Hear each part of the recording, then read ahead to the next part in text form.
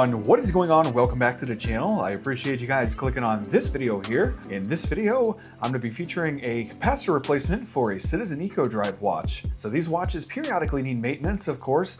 They do not actually have a battery cell in them. They actually have a capacitor cell which stores the electrical energy inside of the watch and releases it over time. Now over time, these capacitors can become worn and damaged, and they do need to be replaced periodically. Also in this video, I'm going to explain some of the key differences of a capacitor and a battery, and I'm also going to tell you the exact reason why you never want to put a regular battery in a watch that requires a capacitor. It is extremely dangerous and you definitely never want to do that. And the watch I'm featuring in this video is a green dial Citizen Eco Drive. It is such a stunning piece, I just had to showcase it for this video. Okay, so let's transition into the repair process here.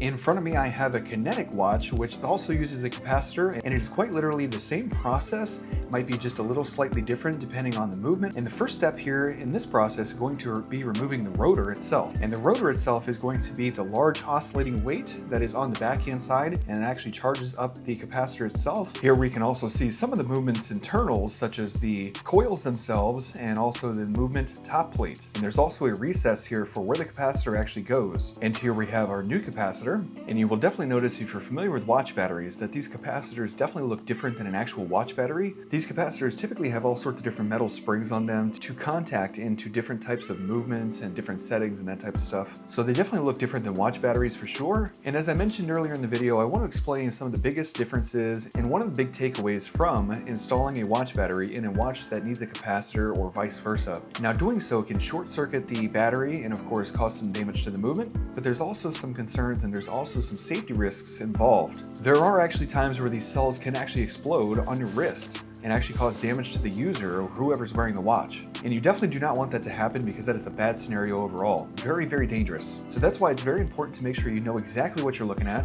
and have your watch battery and your capacitor installed by a trained professional such as myself.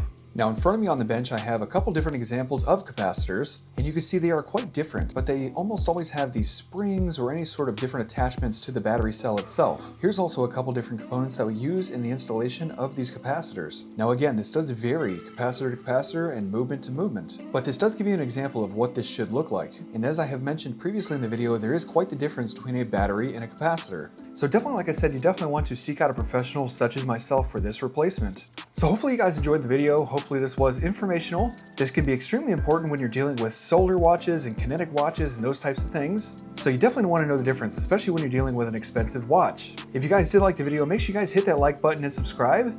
My name is Josh and I'm from Best Time Watch Repair, and I'll see you guys in the next video, and I'm out.